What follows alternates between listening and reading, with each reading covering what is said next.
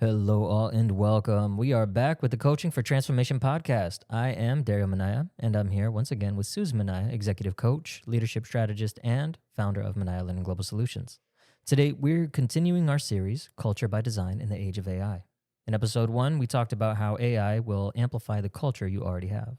In episode 2, we explored why culture is not a vibe, it's a system. And today, we're moving on to a third leadership truth: what leaders tolerate, culture becomes. Stay tuned to learn more.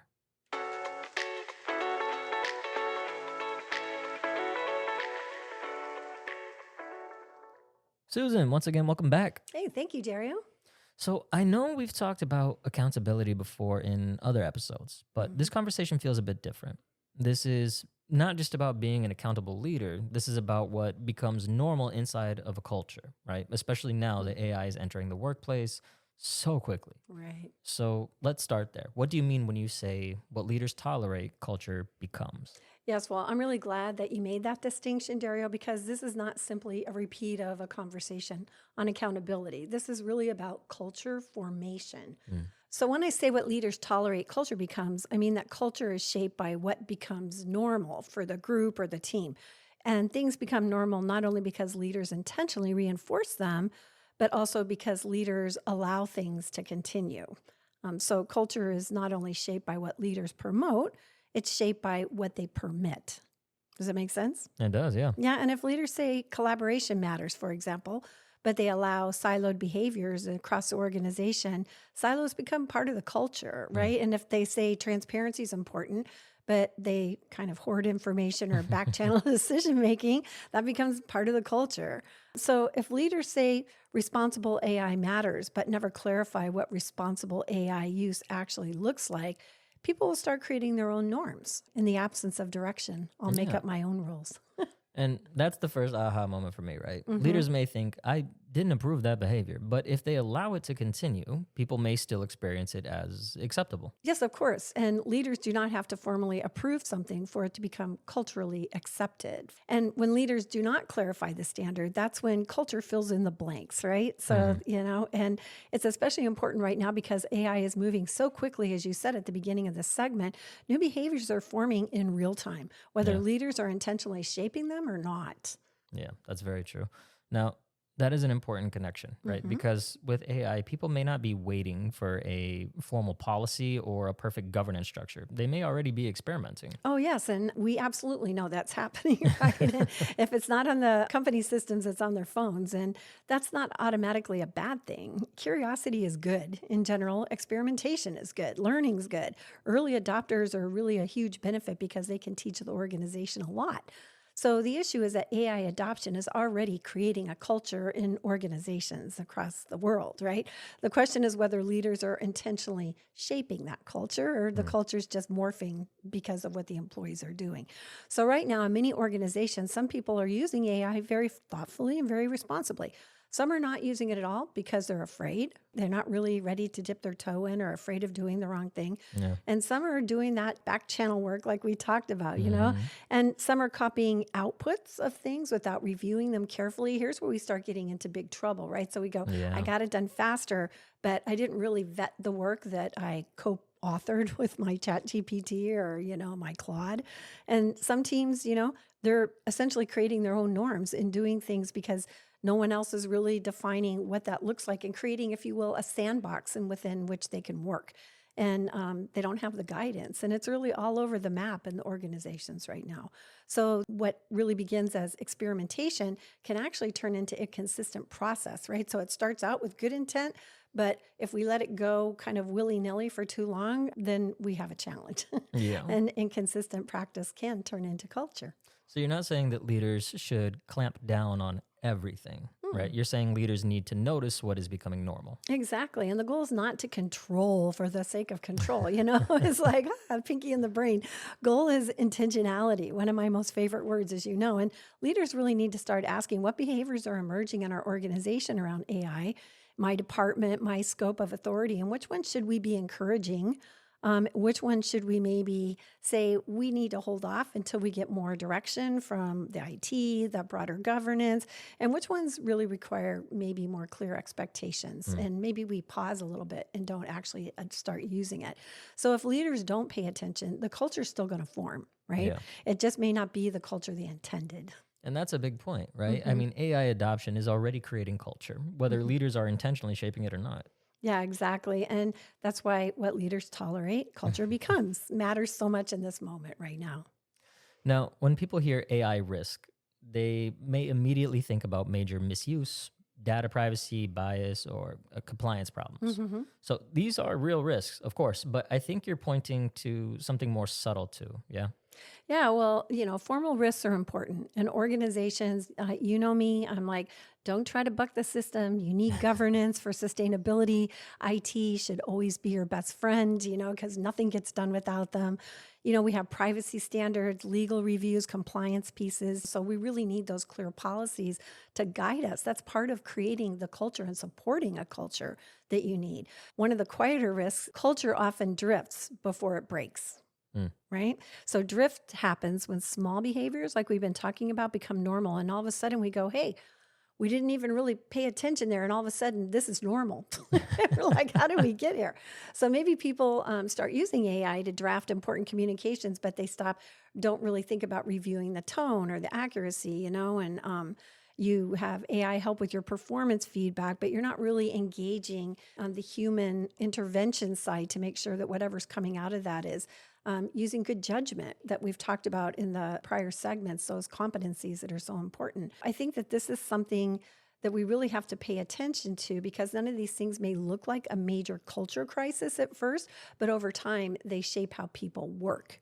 Okay, so that phrase, culture often drifts before it breaks, really lands. Yeah. It suggests leaders may miss the shift while it's even happening. Yeah, and that's really the danger. By the time the behavior becomes fully normalized, it's really hard to reel that back in, right? How do you change that? So this is why leaders need to pay attention early, not in a punitive way, but in a very discerning way. They have to look around and be asking themselves questions about how are we actually showing up? What are we doing? What are the things that I'm noticing that are different or that need to be different? And we need to kind of get our arms around it. So the risk is not only that someone misuses AI, the risk is that unhealthy AI norms become normal before leaders notice, right? True. Well, let's go back to something you said just a little bit earlier. Permission does not always look like permission, right? I think that is really important for leaders. Yeah, and most leaders don't think of themselves as permitting unhealthy behaviors, and they really don't.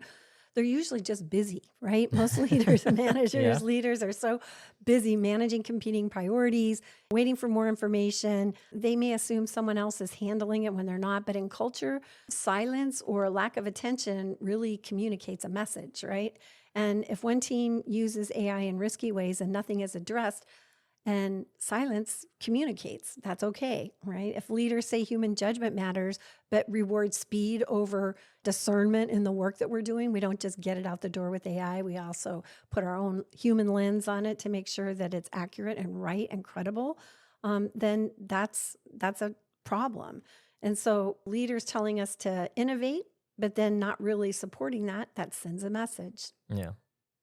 So the organization is always learning from leadership behavior, even when leaders are not intentionally teaching. Exactly. So culture, in essence, is always being taught. Leadership is really difficult, because leaders go first. Everyone's watching you. They're looking to see what you're going to do, how you're going to do, what you're allowing, what you're not allowing.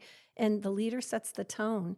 And so, especially in this transitional time that we have that's so disruptive, and there's a lot of ambiguity about what we need to do, leaders have to be so thoughtful and intentional and really pay attention more hyper vigilantly, I think, right now about how things are happening in the organization, especially as it relates to the use of AI. And they have to be more explicit about what they want to normalize. This is how we show up or how we work together, not just what they want to prevent, but also what do you want to encourage? Yeah, and that feels like an important balance, right? Because some leaders may hear this and think, okay, we need to control everything. Yeah. But that could shut down innovation pretty easily. So how did leaders interrupt unhealthy norms without over-controlling? Well, it's like I said, it's a balance piece. And I think you said that exactly spot on.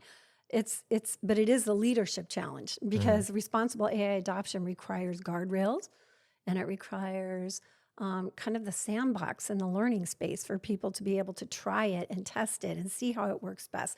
If leaders are over controlling, people may stop experimenting or worse yet, hide what they're doing, do it under covert operations, right? Yeah. And if leaders under lead, people are going to create their own rules and increase the risk for the organization.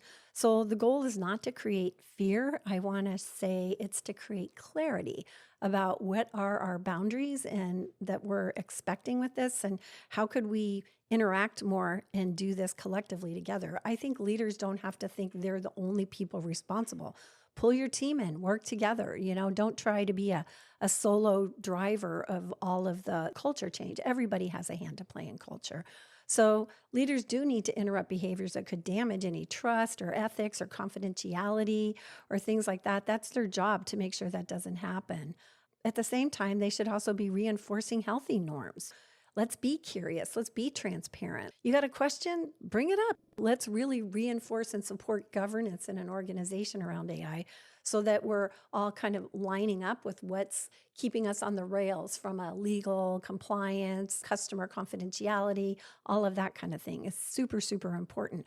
But so is the piece about innovation and the way departments run. They have different opportunities than maybe other areas. And so how do we create that space for those groups that have unique needs to be able to do something that's maybe not enterprise-wide, but more just for that particular department? And that requires innovation and conversation.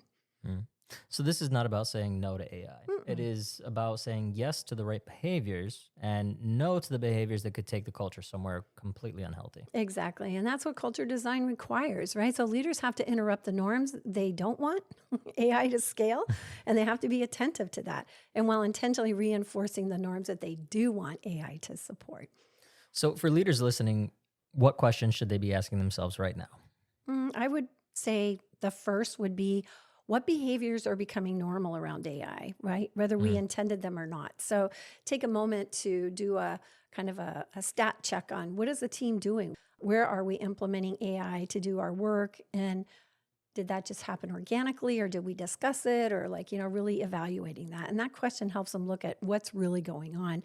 And are people experimenting openly or might they be hiding things, right? Yeah. And are they checking their outputs? So these are the things that are important. The second thing is, what norms might the leader want to interrupt before they become part of culture? So once I kind of see what's actually going on, what's okay and what's not okay, and how do we collectively talk about that, right? So what norms do we need to intentionally reinforce?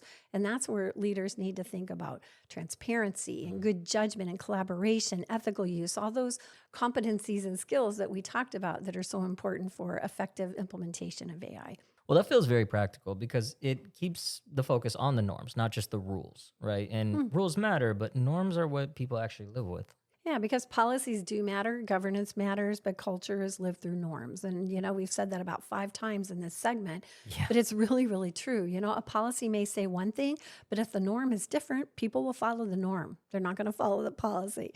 So that's why leaders have to pay attention not only to what is written, but also to what is repeated in action. Yeah. And although that's come up quite a bit, I think that's important to kind of reinforce what the topic is, right? So let's make this very practical. Okay. If a leader listens to this and says, I need to pay more attention to what is becoming normal, what might they do Monday morning? Well, I would suggest a very simple starting point. Begin by listening and having a conversation with your team. So just start talking with people about it. Let everybody help co-create and have the dialogue that's required to really be able to explore, uncover, what are we doing with AI? What could we be doing with AI? Because I think people are energized about it and there's enough evidence of the value of it for sure. And let people be part of that, because when people get to help co-create that culture, they're more inclined to live with it. And I think having that conversation will do 2 things. It gives leaders better visibility into what is actually happening. It reduces the likelihood that people feel they have to hide any use of AI they may be using because they're not sure they're allowed to. And then leaders can really begin clarifying expectations or be kind of heads up on where we might need to look at this a little bit differently. So let's put that on pause until we explore that a little bit more. So the first step is not some big grand speech. It's just a better conversation. Yeah, it's just a dialogue. Holy cow. Like if leaders would just talk with their teams more, just like sitting around the table shooting the, you know what? Like let's just have a dialogue. Let's just talk about stuff and this isn't anything formal. This is just for us to get your thoughts and your input. I think it's an underrated approach to leadership actually today. Yeah. Well, this has been a helpful third step in this series. Episode 1, AI will amplify culture. You already have. Episode 2, culture is not a vibe, it is a system. And today, what leaders tolerate, culture becomes. Mm-hmm. But the nuance today is important, right? This is not just an accountability message. It is about noticing what is becoming normal, especially as AI changes how people work. Yes, Dario, that's the heart of it. And culture forms through repeated behavior. And in the age of AI, new behaviors are forming quickly. So we have to be pacey on getting on this. So some of those behaviors can strengthen our culture, and then other ones can really create confusion and risk. So leaders need to be very intentional, very open, and very responsive and agile at this point in time, because they need to disrupt those norms before they get too embedded in the organization. What you don't want AI to scale, and reinforce the norms that support the culture they're trying to build, because what leaders tolerate, culture becomes. Yeah. That's a strong place to close. What leaders tolerate, culture becomes. Mm-hmm. And in the age of AI, leaders need to pay attention to what is becoming normal before it becomes culture. Yep. Susan, thank you so much. Oh, my pleasure, Dario. Well, this wraps up our segment on culture by design in the age of AI as part of the Coaching for Transformation series. If today's conversation sparked ideas about your own organization, we'd love to continue the conversation. At Minaya Learning Global Solutions, we help leaders and teams navigate the intersection of AI, human intelligence, leadership, and culture. We support organizations with practical AI implementation consulting, AI literacy workshops, leadership development, and executive coaching, all designed to help people lead with more confidence, clarity, and impact. Because AI may change the work, but human leadership will determine whether the change succeeds. Connect with us at info@minayalearning.com. And to all of our listeners, thank you for tuning in, and we hope you gain some insights. Until next time.